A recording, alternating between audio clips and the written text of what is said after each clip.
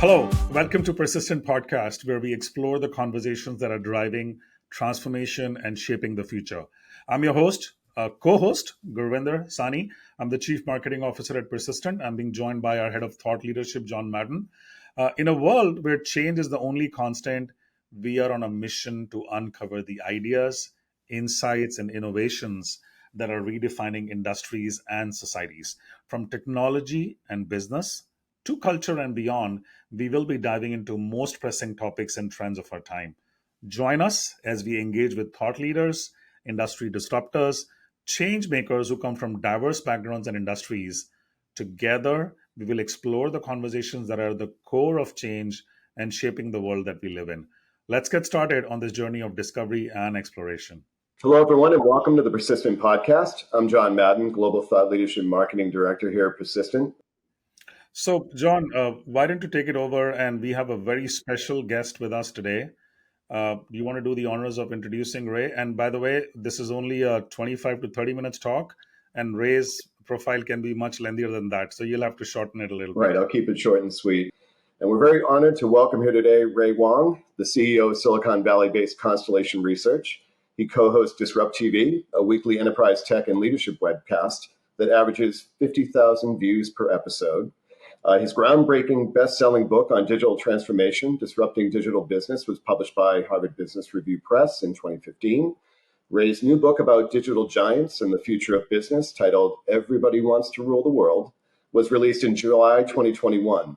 Ray is well-quoted and frequently interviewed in media outlets such as Wall Street Journal, Fox Business, CNBC, Yahoo Finance, Bloomberg, and many more.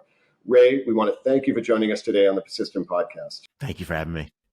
Ray, first of all, it was amazing that we found you on ground, because, it is fascinating. Normally, I see you recording from a car or airport lounge. So it was great. We were lucky to catch you, on ground.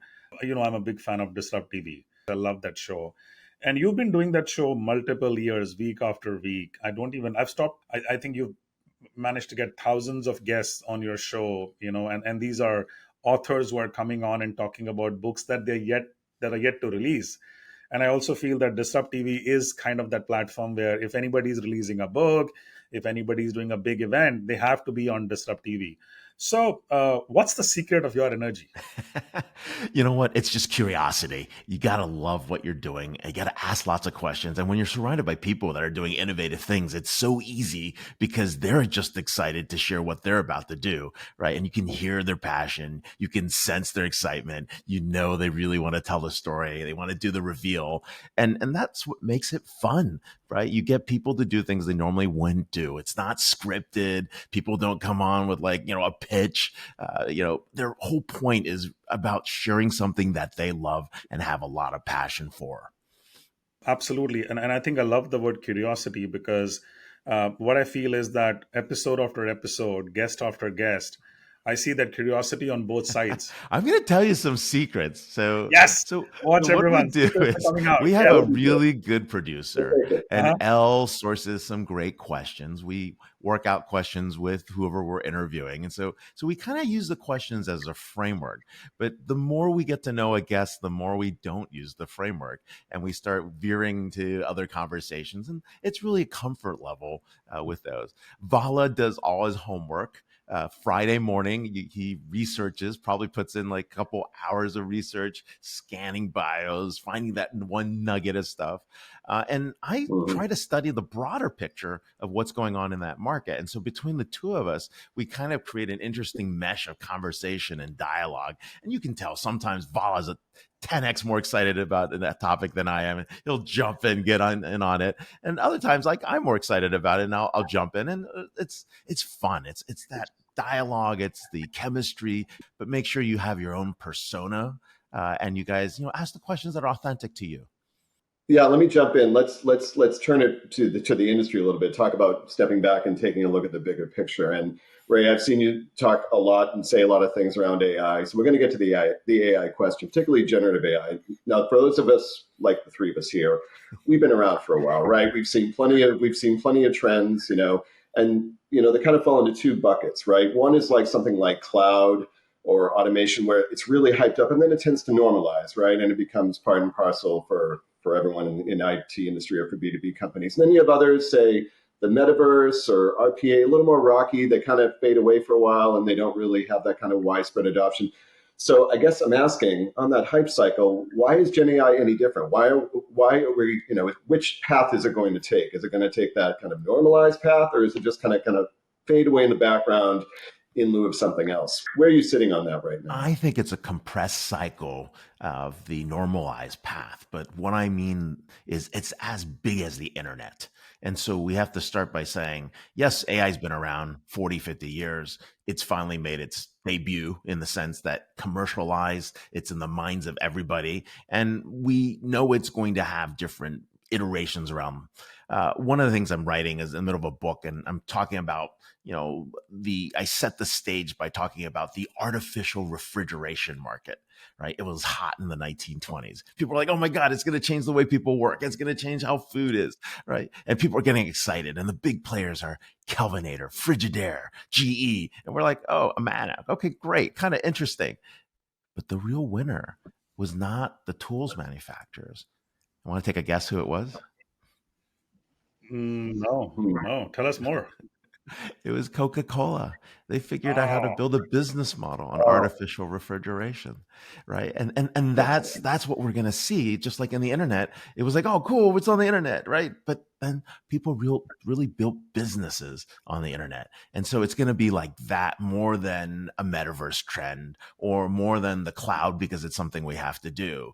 It's going to be that level, and so it's a different level. So does that mean that you see the potential for players we don't even know about yet kind of coming out of nowhere and really, as part of that compressed cycle, and coming up with something or some use that we haven't necessarily even thought of yet? And not even necessarily, I would say, the hyperscalers or some of the variety of different AI tool vendors that are cropping up everywhere. You're saying it could be something entirely different. Someone figures out how to use AI to do some ridiculous scheduling thing we never thought about, right? Or the way to use AI to actually plan your bucket list vacations on the fly for you, right? With the right pricing and the right, timing and, all the logistics happen in the background. Like something like that is going to happen and will just blow our minds. The interesting thing, Ray, is that, we've opened our 3 Gen AI studios, one in New Jersey, one in the city of London, and one in Pune. And I can tell you that property is working like a collaboratory. And to your point, as we are hosting about 4 to 5 customers a week, and I can tell you that when we walk into the room, yes, we have a set agenda, but the kind of innovative ideas that are coming to the front as we start getting our hands dirty with synthetic or real data, and as we play around with multiple LLMs, I can tell you there is clear magic that we see in terms of the opportunities that we may not even think exist today. So right from our customers on healthcare, pharma, BFSI, insurance, I mean, some of the use cases that are coming across are mind-blowing. Yeah, absolutely. We're going to be making mind-blowing magic. I mean, that's really what this is going to be like. Following up on that magic takes talent, right? As far as AI skills, and there's competition between companies, providers, countries to get the right skills, and whatever those skills may be. They could be programming algorithms. They could be AI with coding. They could be AI for conversational AI for customer service. I guess I'm curious, from what you've seen in the market, where's the biggest talent war happening, and what are people doing to try to find that talent and more importantly, hold on to it?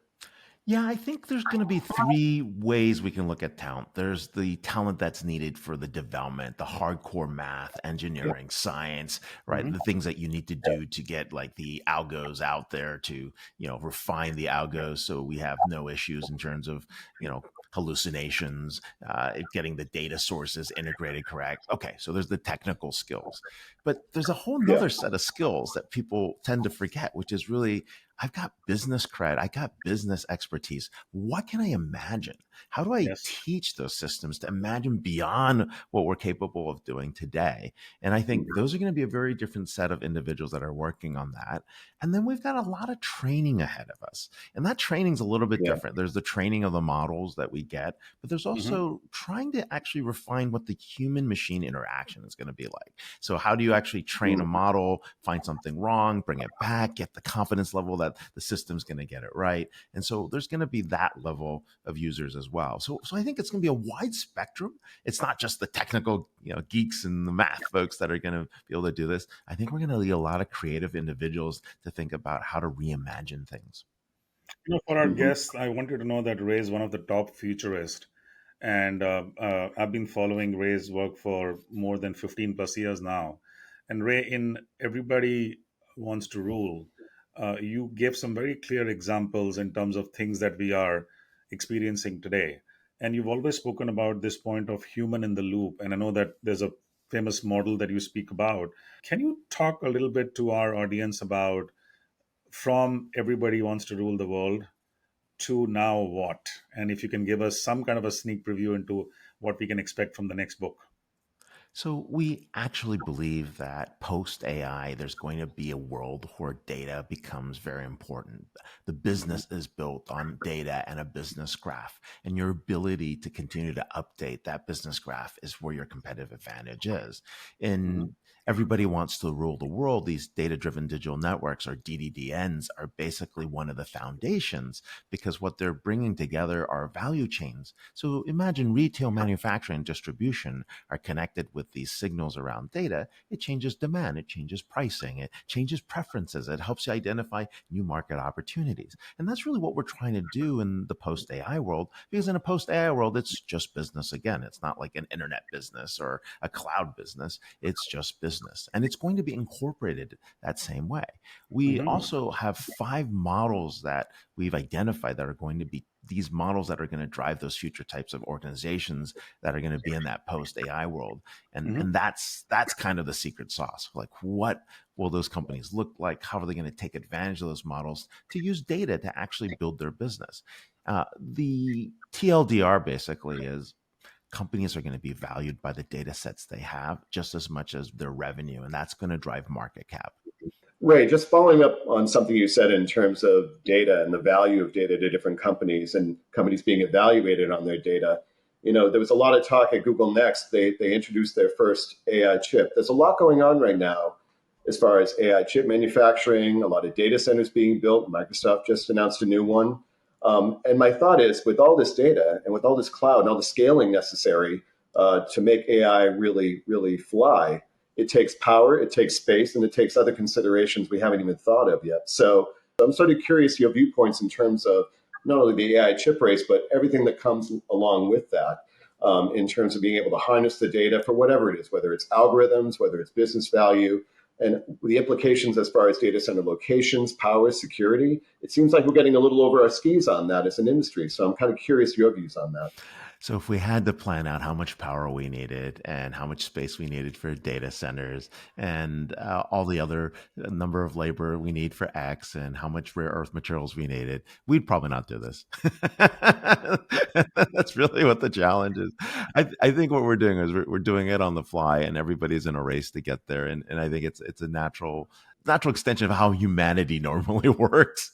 But if we were to go back and say what will happen is we will hit some constraints, which will mean we're going to get a bit more efficient with our power. We're going to get more efficient with the usage of our chips. We're going to get more efficient with the rare earths that we've put into place. And I think that's really the benefit. Because as we get to some level of scarcity, we're going to have to get better in terms of using those resources.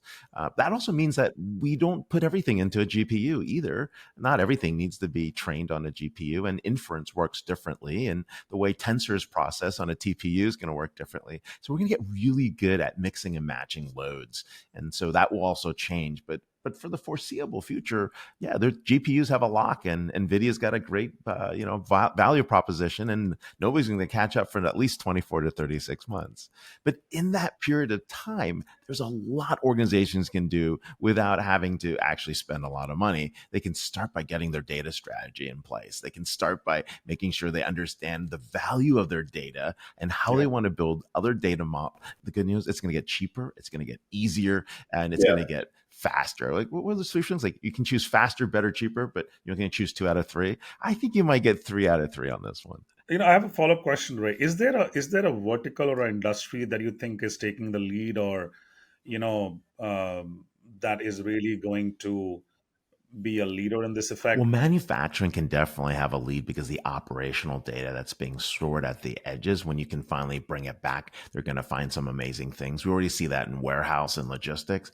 But the one that I think has the biggest opportunity that's untapped is Hmm. really the public sector. They're sitting on a ton of data and they don't know how to unleash it or use it or apply it properly. And I think if they can free up that data sets without the privacy concerns, but free up data sets that people can use and build in their models, that's probably the best contribution your tax dollars will have. The second area is really BFSI and insurance. We think BFSI and insurance has a ton of information there Hmm. that they can actually start using to improve their operations, get to level efficiency that they couldn't see before. Hmm. And of course, healthcare has a ton of data, hopefully. And if you could just get scheduling done so that doctors are more productive by 20, 30%, they're going to Hmm. be happy, right? If they don't have to take down notes, right, you can actually get to the next best action. You get your care journey, the prescriptions are all set, all those workflows are done, right? That's like time saved. So anything you can do to have more patient time and less administrative time, you're going to see some advantages there as well. Absolutely. And I think we are, when I was mentioning about the visits that we are having to our innovation studio and Gen AI studio, and the discussions that are happening, absolutely echo that sentiment, Ray. One thing that I wanted to check was, the whole event season is back, and I'm sure I saw pictures of you on social. You were at ServiceNow. I was at another event yesterday, literally came back today. And travel is back. I also recall, you had shared this Wall Street Journal article on corporate travel being back. As this whole falls back, in the post pandemic world, um, what stands out for you, in terms of what people are showcasing? And we've seen all kind of things. We have people petting dogs in booths, and some very creative ways. But what stands out for you? I think the thing that every executive wants is that dinner to have the conversation with peers and to share ideas. If there's anything that seems to be very popular, it's these intimate gatherings. And when I mean intimate, not like 20, 30 people, like 50 is intimate for a conference that might have 20,000 people. Just came back from ServiceNow this morning. And I could say that those small dinners are very, very powerful. People get a chance to share ideas, connect, commiserate, depending what they're trying to do. And I think people want that. I think people want to learn. They want to be inspired. I don't think you need the celebrity keynote to rah-rah you. I think people just want to know what other people have done. And I think being able to participate in a conversation is just as important as attending an event. So we see a lot of that. We think these executive events are getting better over time. And then I think people want to learn. Like I was surprised at how many people were sitting at demo stands trying to figure out how to do things. They really wanted to get hands on. They wanted someone to show them how to do it that wasn't in their company, so they wouldn't be embarrassed. So they'd have a chance to actually come back with something to show and really get that feeling. So I think that's the big thing. Event wise, I was pretty surprised this year. I was really impressed with what Google Cloud was able to do with their event. I think ServiceNow did a very, very good job as well. Um, I would say that some of the smaller vendors have done a better job with creating a more intimate feel. And I think that all helps. Nobody wants to go to these big events with large booths that don't have a plan, that have no flow. It's pretty bad when you're in one of those scenarios. So in your travels, was there any one technology or use case you've seen recently that just really wowed you? I know you get really passionate about a lot of different things, but has there been anything you've seen lately that you saw at a show, one of these shows that just kind of bowled you over, like, wow, I hadn't thought of that, or that's really unique, or that's really cool? I go to too many shows, and I would say I think Yeah, it's the shows actually where you actually have people holding conversations outside. It's not like yeah, the demo or the show or the conversation there. It's the people that can bring you in to actually have a conversation about what do you do, and it's very yeah. rare. I mean, if you're really good folks that are bringing, I, I mean, I don't know how to call them, but they're basically hosts. They're hosting you through your booth. And I think Hmm. I've seen some booths where they really walk you through an experience. It's not like you're just standing there. Like they walk you from Yeah. demo to pod to a journey to it's basically a guided tour. like a personalized guided tour, like Mhm. you're like a docent. You know what? It's more like a docent in a museum.